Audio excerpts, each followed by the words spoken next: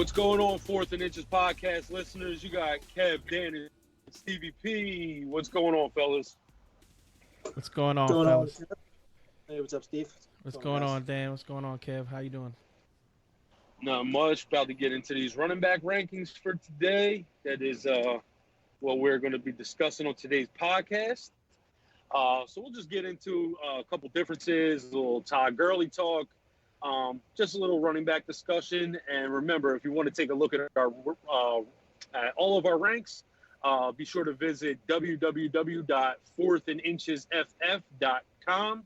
That's www.4thandinchesff.com. Like I said, we have rankings there. We have all our articles there. We have a bunch of content for every fantasy football fan out there. So, be sure to check it out. And so let's get into it. First, I'll just bring up the question of when we rank our running backs, how much do you guys factor in injury history? How much do you weigh drafting a running back compared to drafting a wide receiver compared to injury history? How do you guys take injuries into account? You want to go first, Steve? Yeah, you can go. You can take this one, Dan. I'll go first.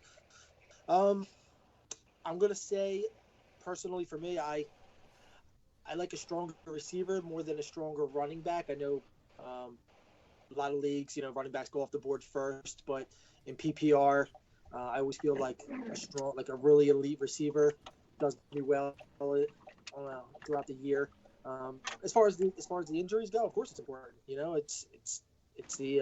It's the lifeline of your team. If your number one, your number two, your number three goes down with injuries, you're going to be plugging in somebody else to take their spot, and depending on how long their injuries are, or in today's game, with these suspensions too, you got to consider that also a factor. But as far as injuries are important. Past history of injuries, past history of production. I mean, you really just have to take it all and weigh out your options and see what guy you feel is going to fit your needs. Yeah, I agree.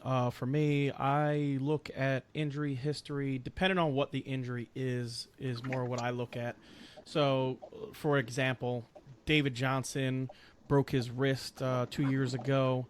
He missed the entire season. Last year, he came in, wasn't banged up at all, played well. He was the number 9 running back, and for how shitty his offensive line was, he played well. So, it didn't have any effect on his play the following year. As where if you look at a guy like, let's just say, I'm trying to think somebody with an ACL or something like that. Okay, so Dalvin Cook is a player that had a ACL injury, came back and had some issues with hamstrings. That's kind of a corollary condition when you have an ACL tear. They kind of happen that way. You have an ACL tear. You have a very high risk of hamstring pulls. So that's more of a worry in redraft leagues. Now in Dynasty, it's completely different. But in redrafts, it's mainly what we're talking about here. I would definitely, guys coming off ACL injuries like Cooper Kupp, guys like that.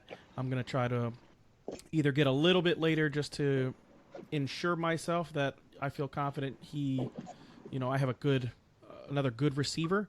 But for the most part, I take those different injuries into account and try to figure out how I want to approach my players that way.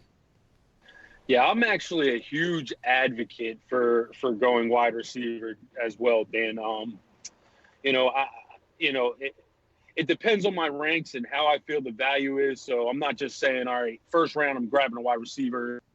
Screw these running backs. That's not how I look at it. But if I can have a shot at a wide receiver, say DeAndre Hopkins compared to Melvin Gordon, maybe David Johnson, Le'Veon Bell, depends on other teams too, because I don't like to stack myself with all the same players. So,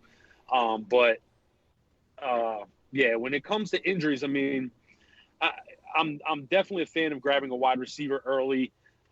just because of the fact that most of the running backs missed some sort of time during the year. Melvin Gordon last year, I think he missed 4 or 5 games. 4 games. You look at different players that have gone down with injuries from the running back position, and the crazy thing about it is we've gotten to a point now where we almost project injuries for guys who don't even have injury histories. People just go crazy saying like, oh well, Saquon Barkley touches the ball 350 times, like there's a good chance he could get hurt. Like, I mean, we almost project injuries for guys that have never been injured in their career. That's the point we've gotten to with, running backs and their injuries. So, I'm actually an advocate of taking a wide receiver, but I don't let injuries shy me away from taking guys that I have ranked ahead of particular receivers either. So, it's all about the value of the player and whether I think he's going to perform better than the wide receiver at hand. So with that being the case, let's just dip into the biggest injury news over this offseason, which is running back Todd Gurley. Steve, you were probably, I would say, the best person to talk about Todd Gurley right now because you are extremely high on him. Yeah. For me, the Todd Gurley injury is, I think, being a little bit overblown. I think so. The person I really compare Todd Gurley to is Curtis Martin. Not comparing as in football players, just the injury that they have. Curtis Martin had a long history of knee issues. He's one of those guys that played well through knee injury. It wasn't even an injury. It was the same thing Todd Gurley has. It was, arthritis. So, bone on bone, we hear that a lot. From what I've researched and what I've looked up, it's more a pain tolerance thing and a fluid buildup thing. So if his knee blows up like a balloon, then obviously there's going to be issues. They're not going to let him play like that. But, we haven't heard any news of that being the case. We've, I believe, maybe a month ago or something like that, people said they saw him limping on TMZ or whatever it was. For me, until I hear that Todd Gurley is going to be limited with this injury and not just limited touches, or limited snaps, because they didn't even say touches. They said, they're going to try to limit his snaps, which makes complete sense to me with a guy with this type of issue going on. You don't want him out there for 85% of the plays like he normally is. And on plays where you're not running the ball, throw in, Darrell Henderson to just get out there, block a little bit, or, just take some touches away or take some plays away from Todd so that he's not on the field as much as he normally is. But I don't think that it's going to take away from his total touches. I still think, he's a 300-plus touch back. And if he continues to be that, then I'm not scared of taking Todd Gurley at all. I think Todd Gurley is a steal. I think, especially going in the second round, the guy is dropping to the second round. We got to remember, he was 3 points better than any other running back in fantasy points last year. And, on a per game basis. So, 3 points per game, that's a lot of points. You know what I mean? So I definitely am not scared to take Todd Gurley, and I have no problem taking him late first if he falls to me there. Gotcha. So just to get into it, I'll go right to you, Dan. But I do want to discuss me, Dan, myself, and Steve are all in a keeper league. You will hear us talk about this league at various points during the season. Once the season gets started, you'll hear some, you'll definitely have your ears to our league just because, we use it as a point of reference a lot. In that league, Dan has Todd Gurley as one of his keepers. He would have to keep him with the, I believe, 4th pick. So we kind of talked about discussing this amongst ourselves. So we'll bring it to the podcast. Dan, how do you feel about keeping Todd Gurley with, say, the 4th pick in the draft? It is a total coin flip right now, and I mean that as in it's all about the value I'm going to get for him, the value I'm going to get at that number 4 pick. Basically, once I see a little more about the injury, obviously, and a little more about who is keeping guys. Obviously, you got your main guys. Barkley's going to be capped. He was drafted earlier last year. You know, it's going to come down to, is there a better value at the 4th pick for me than Todd Gurley? And I mean, right now it's remained to be seen. I mean, the injury puts a little doubt in my head. If he didn't have this injury, he's a rock number 4. I mean, he was the first overall ranked player last year, and obviously he was a keeper for me last year.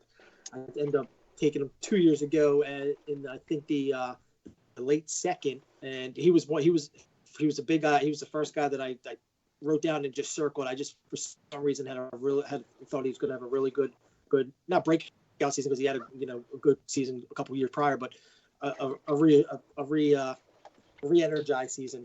So yeah, it's just going to be about value at the number 4 pick for me with Todd Gurley, and right now I have him as my number 7 running back, and he'd be in the top if it wasn't for this injury questioning. He's in my top 4 for sure, no doubt about it. The guy produces game in, game out, three back or 3 down back all the time, and it just he's gonna if this injury, like Steve said, if this injury is not as serious as a lot of these people are making it out to, then he's going to climb up my rankings a lot. So it's going to be a 50-50 choice on, my team evaluation on if there's another keeper that is a better value to my team than he is at number 4, basically is what it comes down to. Gotcha. Yeah. See, I mean, if it's not for this injury or, the threat of the injury. No, then he's a number 4 all day. He's the number 1 running back in fantasy, right? The guy is literally the best player in fantasy football the past 2 years. I think I have him at number 8 in my running back rankings. I think I have him right behind Melvin Gordon, and I'm kind of debating it now as time goes on.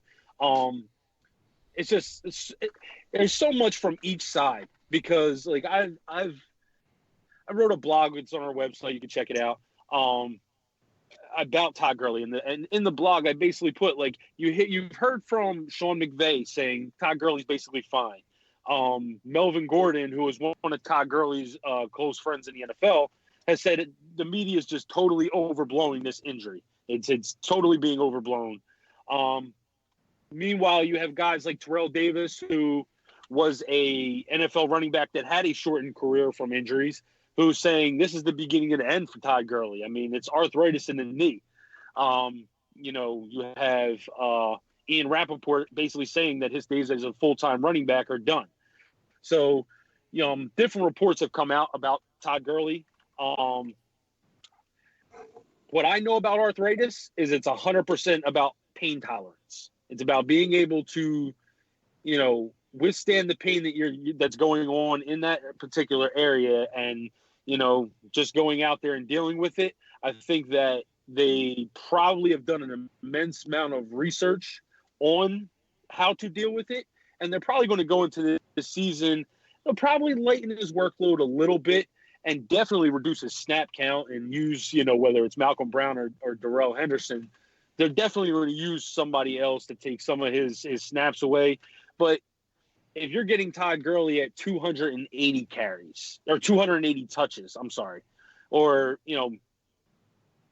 at that point, he's still a number 1 running back. He's still probably even a top 5 running back. So, for me, I probably am still taking him at the end of the first round. And like I said, I'm probably just getting ready to bump him up ahead of Melvin Gordon, honestly, because Melvin Gordon gets hurt every year going back. Yeah, I think I got Melvin Gordon right behind him. That was my debate on those two. And if you're going to put a little bit banged up Todd Gurley in front of me or Melvin Gordon, who probably won't play 16 games this year, you never know, but I'm taking Todd Gurley. He's got the history of the yards, the touchdowns, the carries, and Melvin Gordon he's been teetering around on that above average player status for a few years now, and we're waiting on that breakout season because he's got extreme potential. He's on a team that puts up a lot of points, so he's the potential's there, which is why he gets ranked so high. He's a great running back, but he's one of those guys when you mentioned people are waiting for there's certain running backs that you just wait for the injury for. He's a guy that I would probably be a little scared of because I don't think for him the juice is worth the squeeze. Gotcha. So now let's get into – we talked about debating your number ones. I'm actually going to switch it up a little bit and just say let's debate the top 4 running backs because they're pretty much consensus, although we all have them a little different in our rankings. But the top 4 is pretty much consensus with it being Barkley, Elliott, Kamara, and McCaffrey in any type of order you put those 4 in. For me, I mean, we should just say that when we talk about our rankings, we pretty much go by PPR rankings. If we go by standard, we'll say standard, but most of the time when we're talking about our rankings, we're talking PPR because it seems like nowadays PPR is almost switching to the more standard. The standard form. Yeah. Standard it's now. almost switching to the standard form. So, we're talking, there's a lot of half point PPR in there, which is to me very similar to PPR. But so I just debate the top 4. When I talk about top 4 rankings in PPR format, I do have Saquon number 1. I just think he's going to get a ton of work. I mean, he's literally, he's literally the engine that's going to drive that offense. I have Kamara at 2 because I think Kamara is going to be a beast. He definitely has a shot at number 1. I have McCaffrey at 3 and Elliott at 4. How do you guys see the top 4 and, kind of rank them out when it comes to the PPR? I'll go first. So for me, my top 4, actually, I don't have Zeke in my top 4. I have Kamara at 1, Barkley at 2, Christian McCaffrey at 3, and David Johnson at 4. For me, I just think, okay, so Zeke is awesome. I don't want to take anything away from Zeke. Zeke is a very good player. Zeke finished number 5 in PPR last season. I think he's going to have similar numbers that he had to this year. The only thing I think is going to happen is I think his receptions will go down. 71 is like a career high for him, and it's almost 40 receptions higher than he's ever been. So for me, I feel like he is one of those guys that is going to regress in that aspect of his game. I do think his touchdowns will go up anywhere from 3 to 5, 3 or 5 more touchdowns.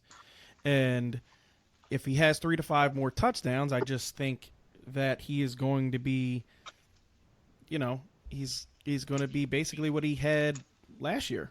And I don't think that's a top 4 running back. I see he definitely has upside. So I'm not going to take that away from him, but I just think the ceiling of the guys that I have ahead of him are higher. So Kamara, I have at 1. I've had mixed reviews about me having him at 1. My purpose for having him at 1 is I think his workload will increase, and I think he, on a per-touch basis, is the best running back in football, with Todd Gurley being slowed down. You've had mixed reviews on having Kamara at 1? Yeah, I've had some people say, "Oh man, you're crazy for having Kamara at 1," and I've also had some people.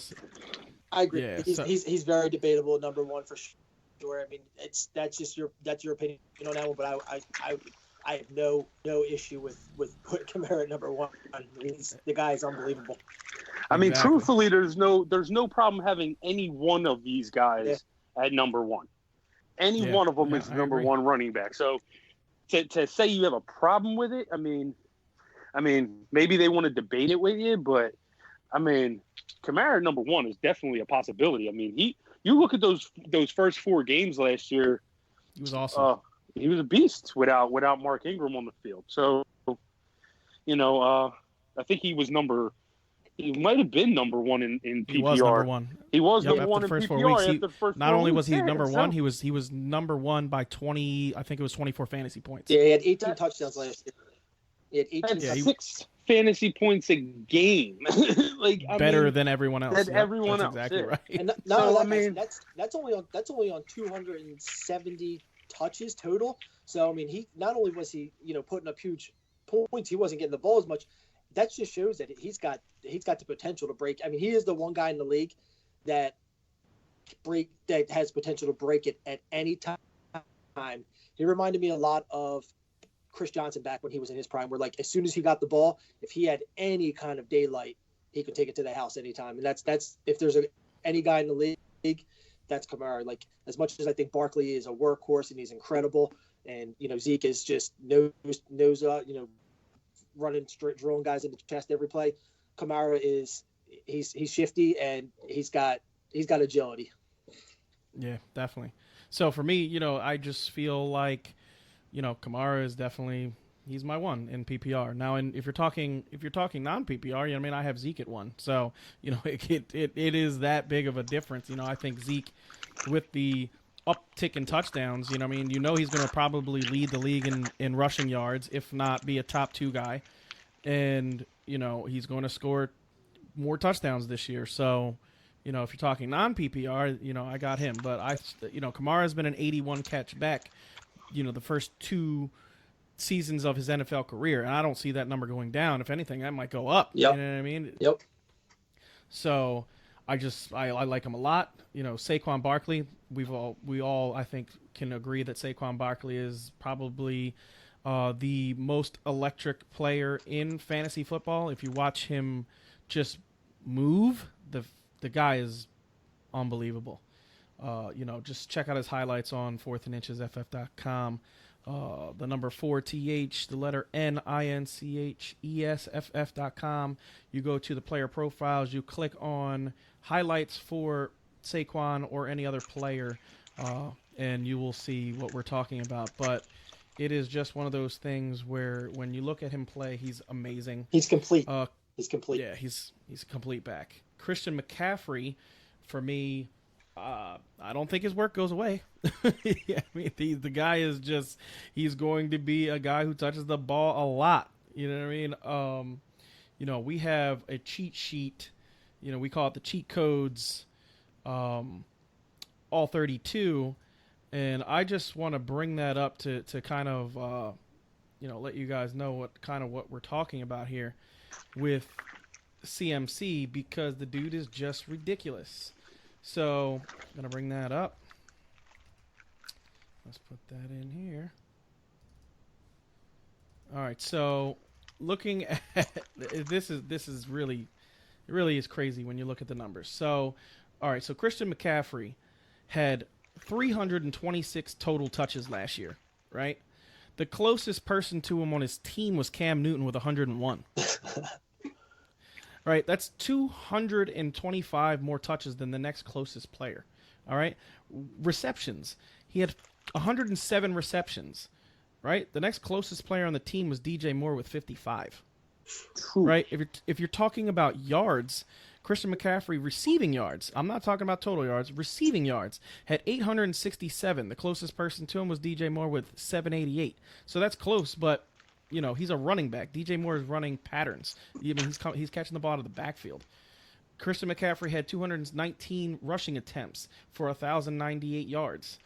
Cam Newton had the second most, was 101 for 488 yards. He basically doubled Cam's rushing yards, and it's ridiculous. Touches inside the 10, he led the team by 19 touches. And everybody assumes that Cam Newton is the guy that takes the ball in from the 5-yard line, but guess what? Not anymore. In rush, not anymore, because Christian McCaffrey carried the ball 12 times to Cam Newton's 3 times inside the 5-yard line. So, you can just flip everything on its head. This is the kind of information we're giving you guys on, just the cheat sheets alone. When you're talking about the cheat codes, all 32, all that information is on this website.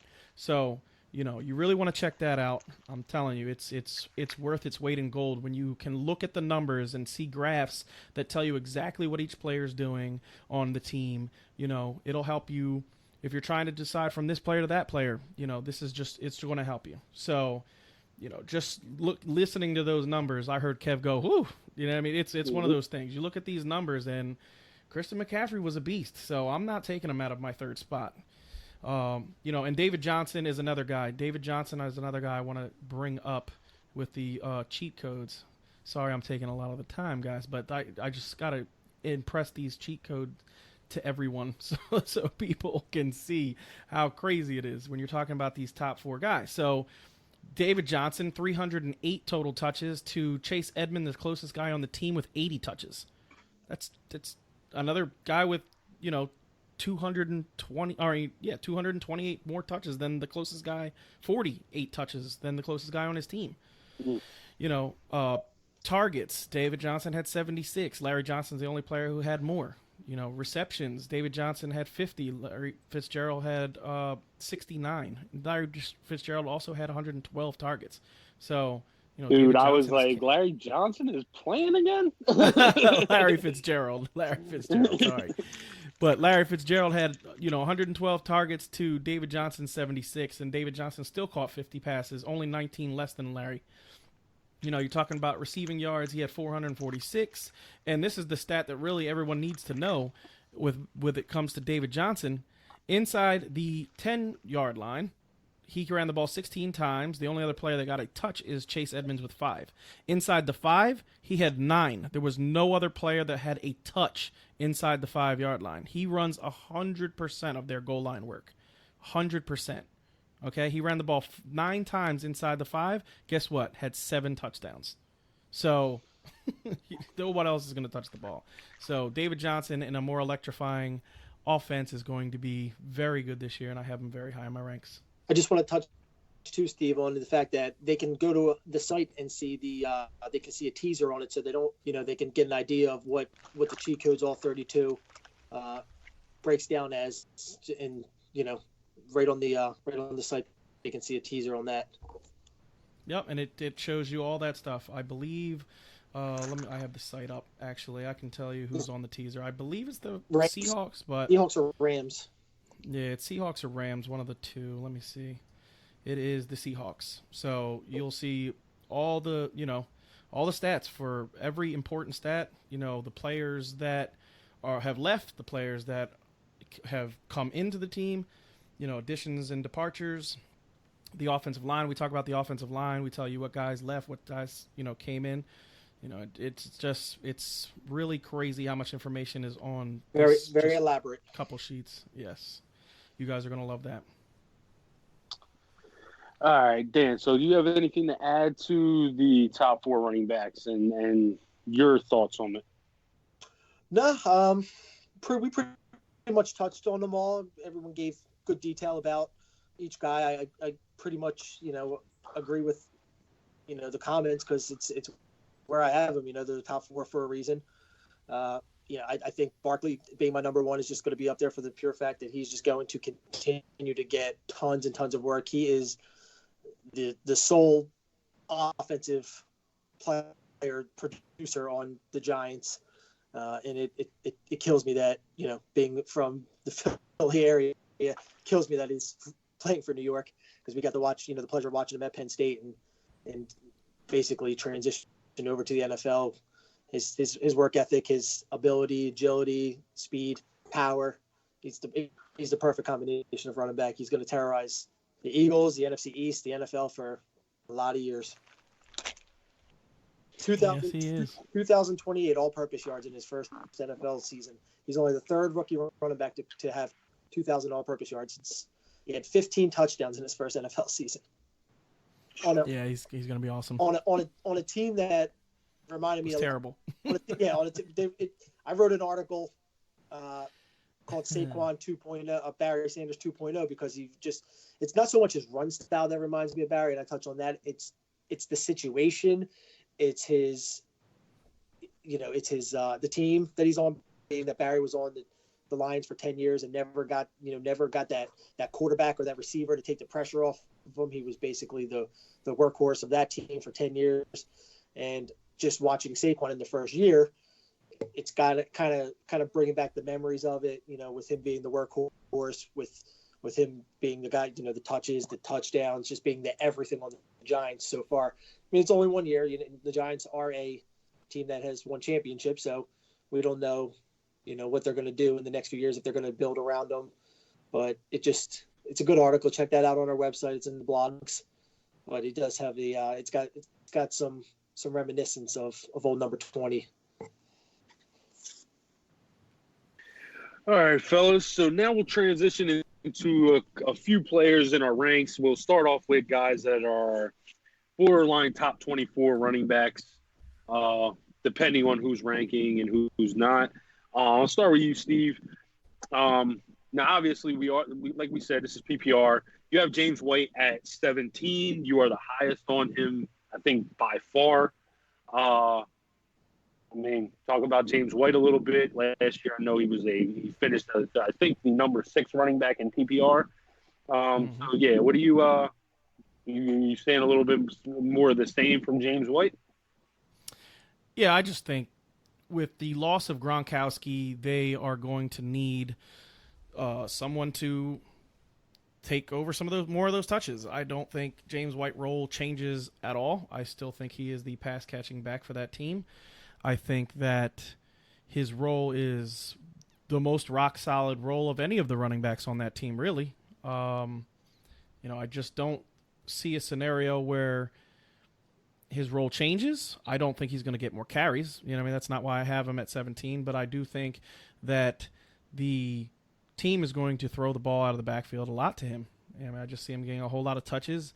His touchdowns will definitely go down. There's no doubt. I don't think he has another 10 plus touchdown season. That's probably not in his cards, but I could definitely see him scoring 6 touchdowns and still having the same amount of catches and yards, which, to me, if he finished the the running back 6 last year and he loses 4 or 5 touchdowns, that probably brings him down to about anywhere from 15 to 20. So I kind of just split that number and put him at 17 because that's kind of how I see it working out. I just think he is going to be that dude that is catching the ball a whole shit ton out of the backfield. Yeah, I think in PPR formats, he's definitely a running back 2. I actually just have him just outside running back 2. I'm him at 25, so I actually think I might have to move him up looking at it. Maybe ahead of Phillip Lindsay, but I don't know. Phillip Lindsay gets a lot of work. So, yeah, I think he could finish as the number 2 running back. I definitely see regression from last year. Sony Michel, Rex Burkhead were both injured last year, and literally James White was the only running back that was available.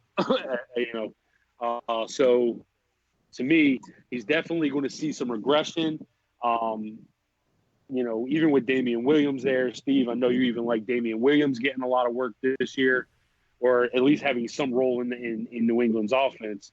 So, he could definitely dip into the lower RB2 range, if not even make it in there, which is why I have him just outside. Dan, how you feel about James White? I like James White. I've always liked watching him for a lot of years now. He's a monster on third down. Just catches everything that Tom Brady throws at him. I feel like every time I watch big time games, Super Bowls, he's got 10 plus catches and just producing left and right. He's a good back. He's the kind of guy that you need to pick up the important yards on third down, where your tough nosed guys coming out and long distance third downs. He's a real good back. I always try to look for him in my drafts, but I think other people have the same mindset, and he goes a little earlier than his ADP because of people see him so much in the big games, Super Bowls and stuff, and they realize that he's got great value where he's placed. Gotcha. Yeah, so now I'll get to you.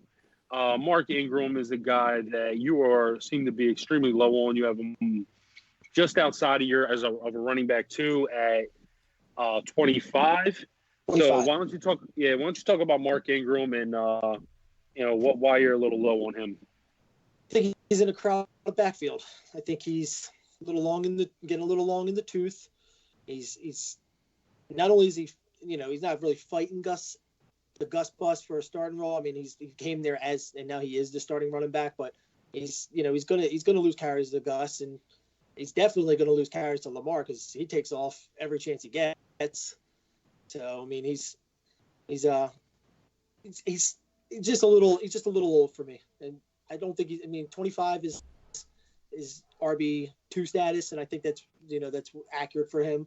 I think we saw the last couple of years as Kamara came in that he was comfortable being a change of pace back, not having to be there so often like he was in his early years for New Orleans. So I think he'll adjust to being, two downs here or there.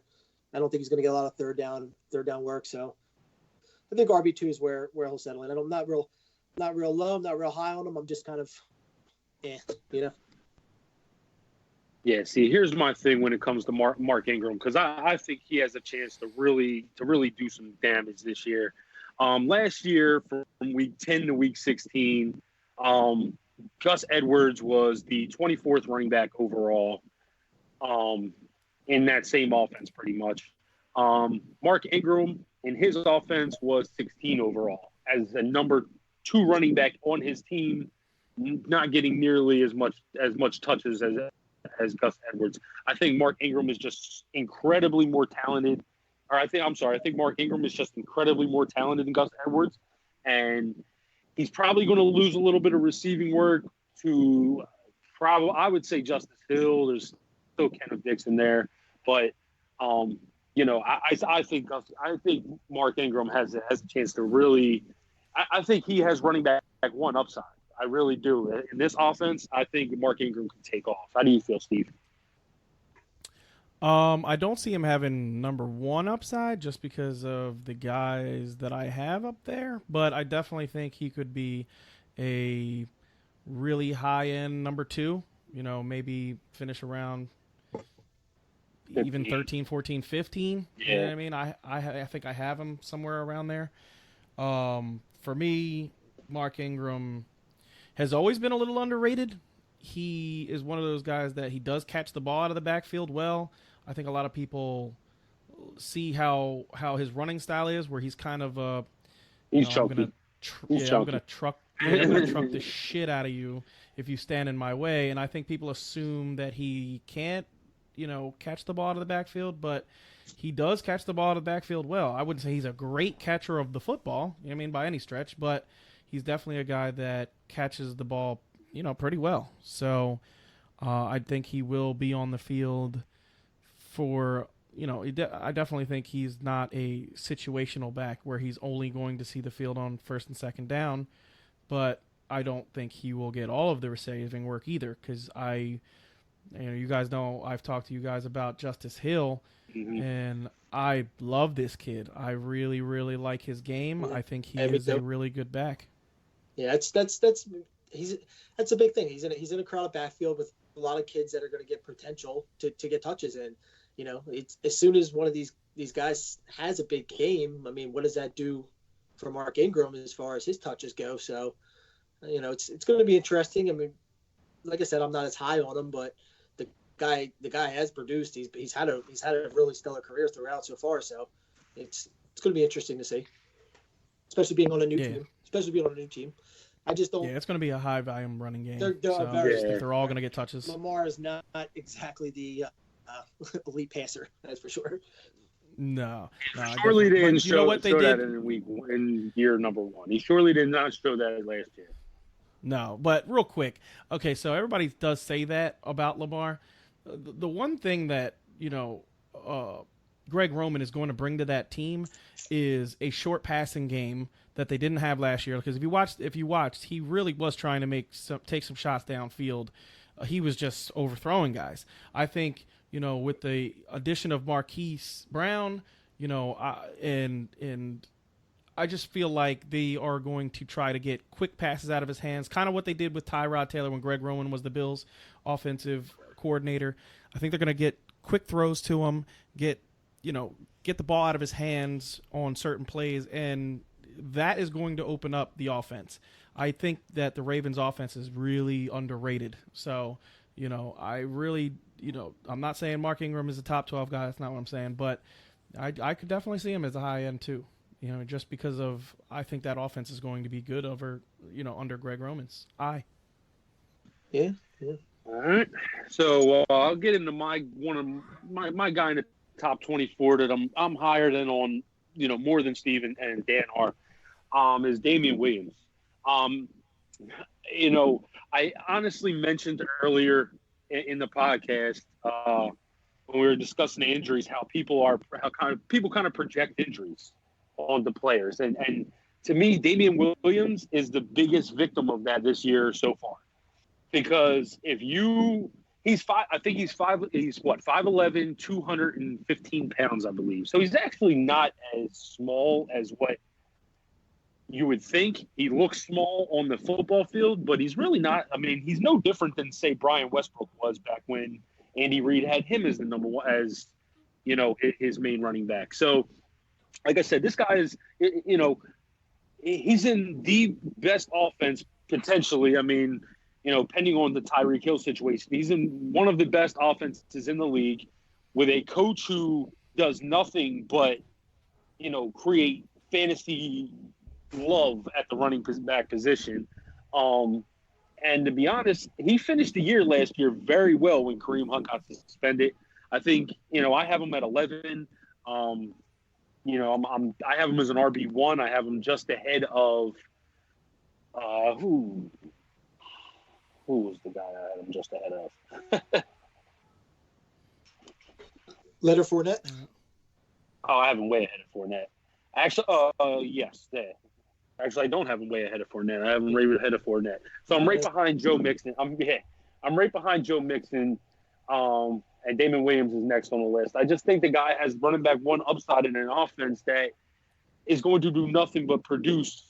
Has done nothing but produce running back ones for years. I mean, Andy Reid has just done that year in, year out. So I don't think, barring health, I don't think that's going to change. And I'm not going to project an injury on the guy that, last year he didn't sort of get injured. I know the year before he had a shot in Miami and he hurt his shoulder and lost his job to Kenyon Drake and so on and so forth. So he does have a little injury history, but I think he literally has top 10 upside at running back position. Yeah, I agree. He has top 10 upside, 100%. He definitely has top 10 upside on the best offense in football if Tyreek Hill is there. My thing is, I think Tyreek Hill, I read something today I sent to you guys actually that Tyreek Hill will have a possible 4-game suspension at max. That changes a lot of things. That does. 4 games definitely is a lot less than 8. That's what people were kind of predicting. Definitely feeling more comfortable about my Patrick Mahomes number 1 ranking now. Exactly. If it comes out that he is going to be suspended for 2 games, Patrick Mahomes easily jumps up to the number 1 quarterback. If not, he does miss 4 games. I still will have him at 2. But Damian Williams with Tyreek Hill on the field, that could be really good. That could be an offense that you want every part of that you could possibly get, and Damian Williams has that upside. My thing is with Damian Williams, which is why I believe I have him like 15 or 16, something around there, maybe even lower than that, maybe like 13, somewhere. But my thing with him is I think Carlos Hyde is going to be their goal line guy. I don't think they brought Carlos in for no reason at all. I think they brought him in for a very specific reason, short yardage, goal line, because Damian Williams is not the biggest guy in the world. So, I think that could diminish him a little bit, but like you said, in Andy Reid's offense, you're talking about an offense that could possibly be in the, 6,500 total yard range, which is, I don't know if anybody knows, total yardage, that's high. 65, 7,000 is outrageous. That's basically what they had last year. So I could definitely last year, yep. Yeah, so that I could definitely see that happening again. But there is people will say, game tape on Mahomes now. Maybe defenses adjust a little bit and things like that. I think Mahomes is a generational talent, and I'm not scared of that. But Damian Williams is on a team with a generational talent. So, exactly. he could definitely be a number one. I definitely see that, as a possibility. All right, Dan, any thoughts? Yeah, just a couple. Not you guys pretty much touched on most of the points, but I have him at 16, and I only have him at 16 because he's new. He's not new into the league, but he's new into this offense. He only took over for Kareem Hunt last year. The upside is huge, just like you both touched on. No one's going to debate that. He's in an offense that is ridiculous. They're going to score tons of points, touchdowns. He's going to get his share of touchdowns. If he stays healthy, he'll be on the field enough where he will see the end zone a lot. I don't have him. I'm not putting him ahead of some of these other proven guys that are doing it already, just because I'm not going to praise him just because he is in that offense, But the upside is there, definitely RB1 upside.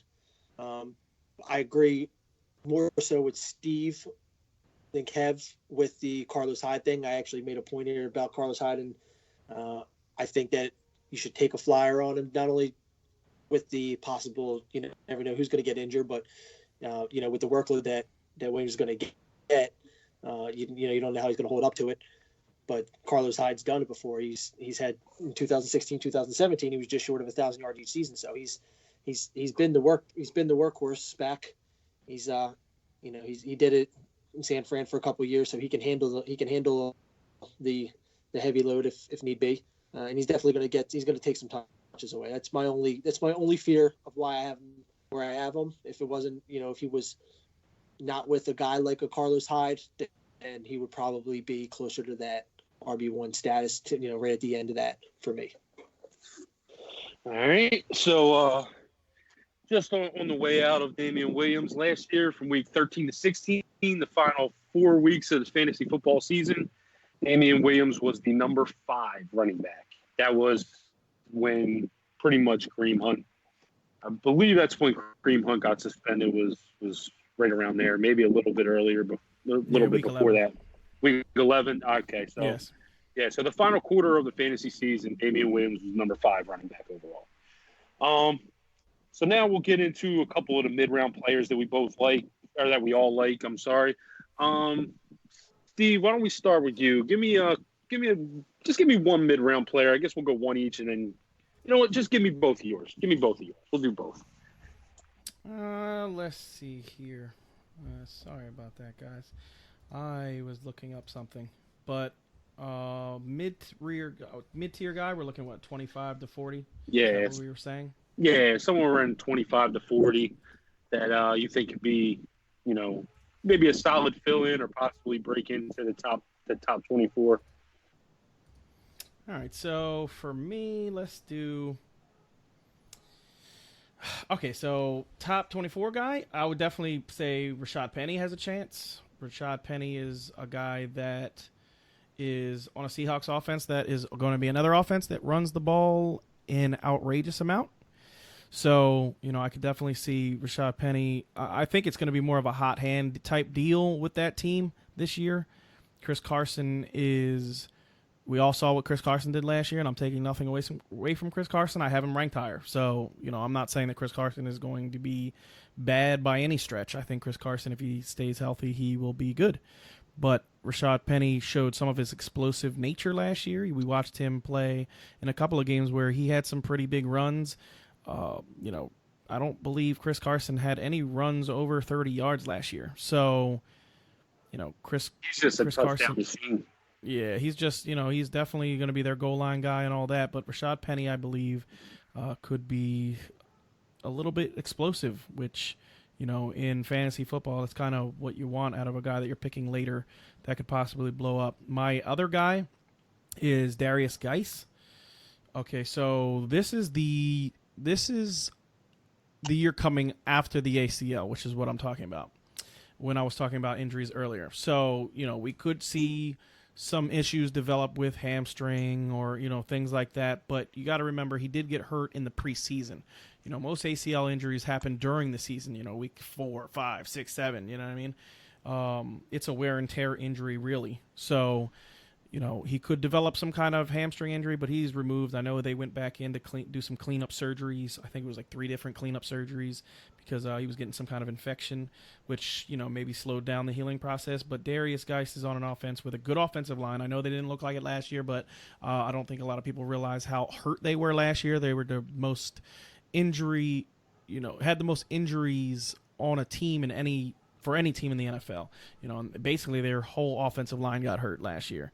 So if Darius Geis plays behind, a healthy offensive line with what we saw out of college from him, he could be real good, like really, really good. So, I think more it has to do with what happens with Haskins. So, if Haskins develops quickly and is a good player, then, I definitely think Darius Geis could be phenomenal. Okay, Dan, how about you? A couple mid-round guys that you're kind of looking at and think could blow up a little bit, or at least have pretty good seasons. I got 2 mid-round guys that I think are both going to have excellent seasons. I got at number 27, Miles Sanders. Not a whole lot of wear and tear on this kid because he played behind Barkley for 2016, 2017. He only had 56 total carries for those 2 years, and then 2018 last year, he had 220 carries. So he's going into an Eagles offense right now that it's very versatile. They got a lot. They brought in Jordan Howard. They got a lot of weapons on the outside. They got incredible tight ends, and they got a quarterback that can make everything happen, as we touched on our last podcast with the quarterback section, Carson Wentz and his potential. He's already not only his potential, but he's already done, but his ability, I should say, when he is healthy, to be a top 3-5 quarterback in the league. So this kid is going to step in. He's going to make a difference right away. I'm not saying Jordan Howard is going to take a back seat, but I'm going to say they're going to, as soon as he gets his opportunity, they're going to split some carries. And moving forward as the next Eagles, LaShawn McCoy type, every down back, it's going to be Sanders. I love the kid. The kid's great. I know Steve's huge on him. After I touch on Eckler, Steve wants to touch on Sanders for a minute. It's hard not to be huge on him. He's got everything you want in the back. He doesn't have a lot of wear and tear on him, and he's in an offense that is built for him right now. He's not in an offense where he's going to have to adjust or wait for the team to build an offensive line around him. I mean, he can come in and make a difference right away. He's got a good situation. That's Miles Sanders at number 27, and then right outside the 40, just a smidge over, I got at number 42. I got Austin Eckler, and that kid, just watching fantasy stat lines all last year, his name was just popping up left and right, and all I could see was Melvin Gordon's still playing, right? I mean, because this kid he got a lot of work for being the backup. He catches a ton of balls. Gordon caught 50 balls last year. He caught 39, so he caught 11 less balls. I mean, he played 4 more games in Gordon when Gordon got hurt late in the season, but he only caught 11 less balls in Gordon, and Gordon had 175 carries last year, and he had 106. So he had 60 and change less carries than Gordon did. So they're working him into the offense for sure. They see his talent. He had practically 1,000 all-purpose yards, 6 touchdowns. I mean, it's not bad for a kid, out of West Colorado, and really, made a splash onto the scene. I think he's gonna have a good year. I think he's along with Miles Sanders, he's in another offense that is going to score points. Phillip Rivers, he moves the ball with the best of them, future Hall of Famer. So I'm excited to see him. I think at number 42, he's gonna be a good value pick down there. Yeah, I think in PPR, Austin Eckler has a chance to be a really solid player. And it's kind of funny. I think Miles Sanders and Rashad Penny are actually both kind of in similar spots. Like they are kind of like they're on offenses that, use multiple backs. The other guy is going to get more of the touchdowns. So, but they are going to see probably more of the receiving work. They're probably going to see more of the 30 to 30 work. So, both of those guys are actually in position or are in similar positions. And I actually love Darius Geis' talent. I just think the Redskins are a train wreck, and every year it just hits them. My two guys that I'll get into are actually both on the same team. I'm going to talk about Tevin Coleman and Jerick McKinnon. So I was really high on Jerick McKinnon last year. He was a keeper in the league that I had. He was somebody I was thrilled about getting in the third round last year, which I think is where his ADP was prior to his injury. I love Kyle Shanahan's system. If you go back to 2016 when the Falcons made the Super Bowl, Tevin Coleman in PPR was actually the number 21 running back in PPR, and Devontae Freeman was number 6. So this offense, and I know it's not as explosive as the Falcons, but this offense has produced 2 top 24 running backs in the past. I've advocated drafting both of these guys, trying to get Coleman in the 6th and get McKinnon in the 9th, because I honestly think that whoever is starting in that backfield is going to be productive. All right. If you look at Matt Breida last year, and even when Alfred Morris, the old ancient Alfred Morris, was in the backfield last year, whoever was in that backfield was producing. And so, therefore, I think that, grabbing Tevin Coleman in the 6th and grabbing Jerick McKinnon in the 9th, despite how close they are, most people don't really say, all right, get your handcuff 3 rounds later. But I think it's a great idea in this situation, because there's a chance that both could be productive from this offense. I mean, the receiving core, I think, is solid, but there's no superstar on the outside yet. There's nobody that's broken out. Obviously, George Kittle is, one of the best tight ends in the game. But I think from the running back position, both of these guys can be very productive. And if one gets hurt, the other one can fill in. And I'm sure Matt Breida will get some touches. And honestly, I would take Matt Breida in the 13th and just have the running back in this offense, because this system just produces good fantasy running backs. Yes, they do. So let's get into our later rounds. We'll go from 4. We've ranked our top 60 running backs, so we'll get into 40 to 60, a sleeper in that area that could possibly break out and, do major damage. Like, these are, if you get a guy in the 40 to 60 range, those are guys probably being drafted in the 11th to 15th rounds. Like, these are the guys that could possibly win you a championship. I mean, just ask anybody who drafted Patrick Mahomes last year. So let's talk about one guy in that later range from 41 to 60 that you think could break out this year. Dan, why don't we start with you? All right. I got a name, and I want everybody to write it down, because it's definitely going to be someone that you're going to hear about all year long. Nyheim Hines. He's on the Colts, and he's going to be a superstar, in my opinion. I mean, he's playing, he's obviously going to be – he's playing behind Mac, but the kid plays a ton of slot too. I mean, he's listed as a running back, but he plays a ton of slot, and he catches tons of balls. He had 63 receptions last year, 425 yards as a rookie, 85 carries. Light on the carries, but, Mac worked his way into being, the back after he came in a little bit in the season. Only 4 touchdowns, but word out of camp from the Colts is that they love him. I mean, he is their utility guy. He's going to explode. I mean, speed, agility. I'm really, really looking forward to seeing him working with Andrew Luck and seeing what kind of plays they can build for him in the slot, and what kind of work he's going to get in the running back field. And I mean, I got him at number 52, which is actually probably a little bit higher than his ADP, because I don't know if a lot of people are real high on him yet, but I think he is. I think if you can scoop this guy up in the later rounds, you'll be smiling all year. Yeah, Nyheim Hines has a shot to be very productive on the Colts offense, especially with how late he's going in the draft. The one thing that could baffle his production, so to speak, would be the addition of Paris Campbell.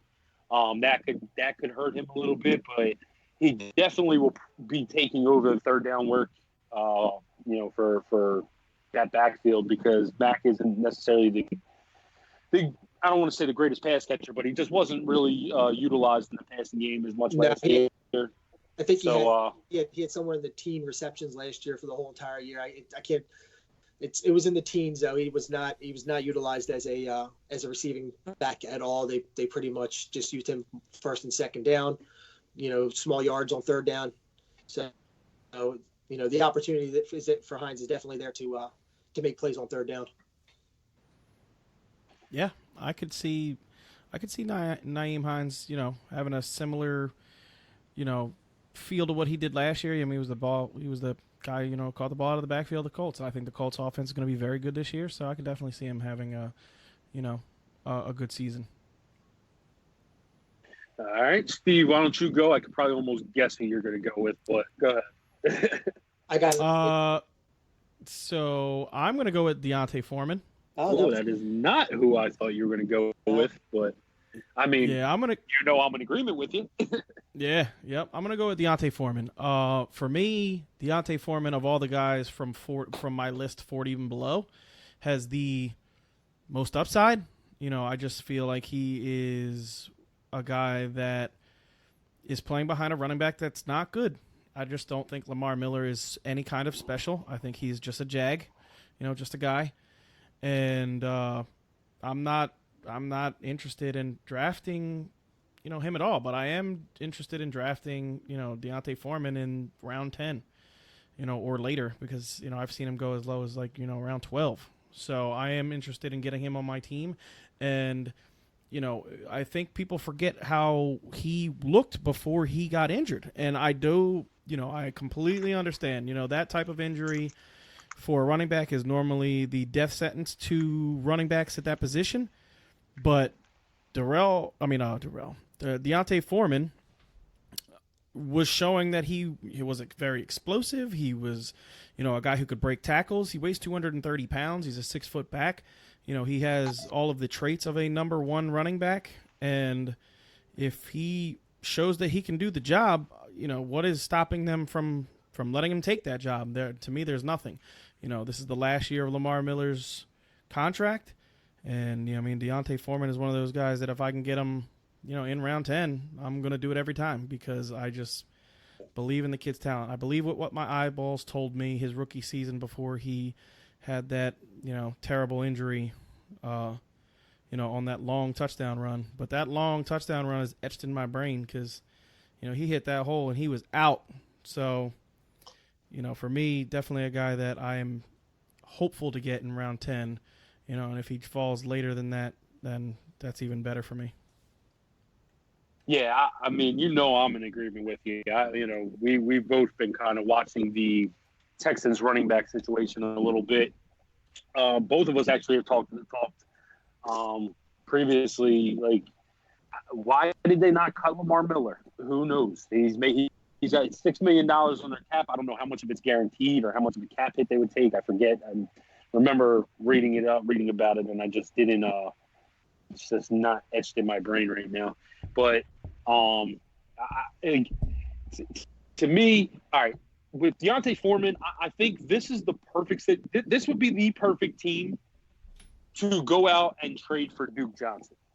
Like, a lot has been made about Duke Johnson. If you've heard Duke Johnson with the trade, the trade request, and Baker talking about, if you're not with us, then you, whatever. Duke Johnson obviously wants out. I think the Texans are the perfect situation for him, because they can then just cut Lamar Miller and they ride out with Foreman as kind of their first and second down guy, and then they go with Duke Johnson on the second and third and long. So that I'm in agreement with you. I think Foreman has a ton of talent. Hopefully, he comes back from the Achilles. I know he's dropped a lot of weight going into coming into training camp. So yeah, I'm in agreement. I hope that he bounces back and kind of lives up to the potential of what he showed in year one. Yep. So who's your guy, Kev? I'm interested to hear this. Well, you should know. I've actually drafted him probably on every mock draft that we've had. It's Kalen Ballage. It's Kalen Ballage. Kalen Ballage, like everything we're hearing is saying that this is a open competition in running camp. Obviously, or open competition in Miami Dolphins running back camp. Obviously, Kenyon Drake is going to have the upper hand because he's shown that he can do it before. But I think Kalen Ballage can as well. And I think Kalen Ballage is ready for the competition. And, if they come out, and I think they are, they're going to be more of a dual back system. They have, what's the coach's name that they hired? Oh, God. Oh man, Flores. Yeah, from the Patriots system, who obviously Patriots don't use a heavy back, one back system either. They're more of a balanced rotation. So I could see Caleb Ballage kind of getting 120, 130, 150 touches. And if Kenyon Drake is unable to manage that workload, or if he gets hurt, Caleb Ballage going right now in the 13th round, according to Fantasy Calculator, to me has a running back 2 upside if he can somehow take that job. So that's the guy I have. You guys thoughts? Yeah, I agree. For me, I like Kenyon Drake this year. I just, watching his tape, I've always been a fan of Kenyon. I think he is very shifty. I think he hits holes good. But, Kalen Ballage, he had a couple long runs last year. Looked like he has some top-end speed. And you're outrunning cornerbacks in the NFL, that's a home run hitter. That's, somebody that in the later rounds you want to take a flyer on. And if Kenyon gets hurt or Kenyon loses the job because they just feel more confident in Ballage, you're going to be ridiculously happy that you took him. So my one thing about that backfield period is just that team is complete shit. That team is just bad, which is why I don't have Kenyon ranked higher. But I could definitely see, if they are a little bit better than everybody is saying, that it could definitely be a situation where Kalen Ballage, in the late rounds, taking him, whatever. I think you've been getting him in 13, 12, 13 all day long. 12, 13 every time, sometimes 11. Yeah. It just depends on whether I want, actually it depends on the app. If you notice that every app that we do whether it's ESPN, whether it's Fantasy Calculator, whether it's, the sleeper app, everyone has their rankings different. So, and at this point in the year, there's a lot of auto drafting. So, it just depends on where he kind of falls into the mix. But I definitely look to grab Kalen Ballage late in every draft. He pretty much winds up on my team, just like you. The guy I thought you were going to go with was Justice Hill, because you've been pretty much getting him in every draft. So that was actually, that was kind of the guy I thought you were going to go with. But yeah, I thought about it, but we talked about him a little bit in the earlier portion of the podcast. So I figured I'd go with someone else that throw you guys off a little bit.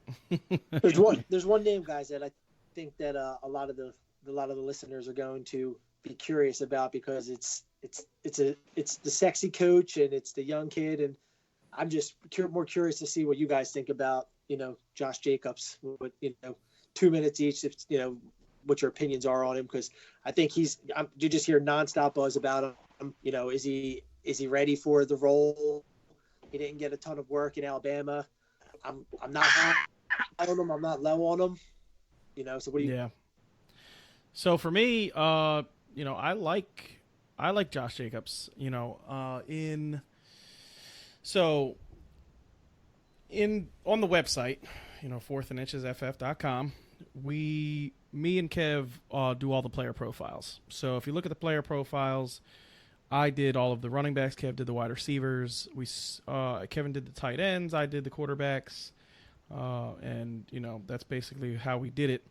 But if you read what I wrote on him, John Gruden drafted Cadillac Williams, I believe, in 2006 or something like that? 2006.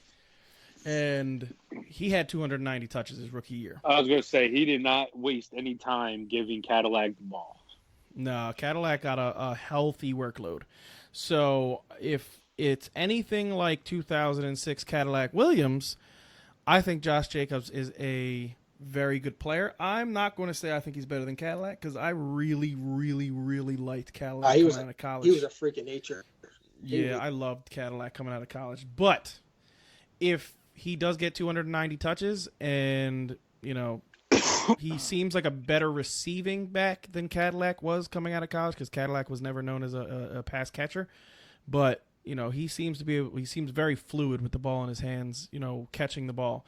It doesn't look like he is a, you know, chest catcher. He's more of a hands catcher of the football, able to, you know, turn up field. And if he has that aspect of his game, getting 290 touches, I think he could be a top 24 guy very easily. You know, even, you know, top 16 guy very easily. And, you know, in the fourth round, I'll take him all day. Yeah, I'm the same way. I actually would take him at the end of the third round. I think Josh Jacobs has, you know, the potential to be a running back one. I mean, low end running back one. I mean, does. You know, Gruden's going to feed him the ball. He's not, you know, if you look at Marshawn Lynch actually last year, I actually want to pull up Marshawn Lynch's numbers from the beginning of last season before he got hurt. And yeah, he was definitely having a pretty good season. He was having a pretty good season. He was definitely getting in the end zone a ton.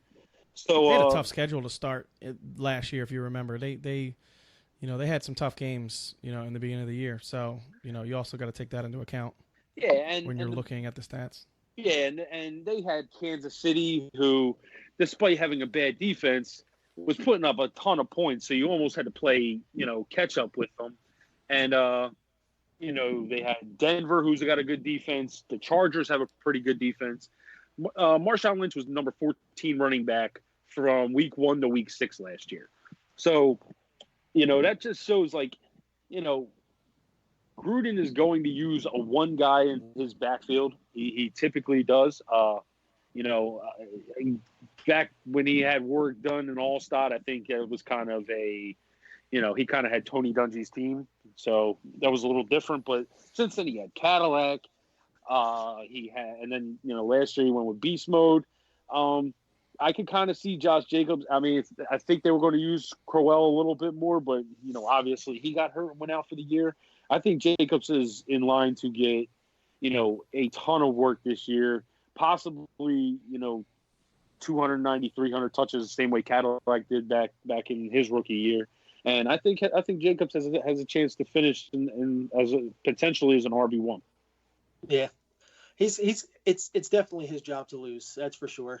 I like the you know, the player profile that Steve wrote on him about, you know, how John Gruden is exactly that. You know, he gets his guys, he sticks with them, he's loyal to them. So it's going to be Jacobs' job to lose, and he's going to get the load early. And, you know, he's young, he's a rookie.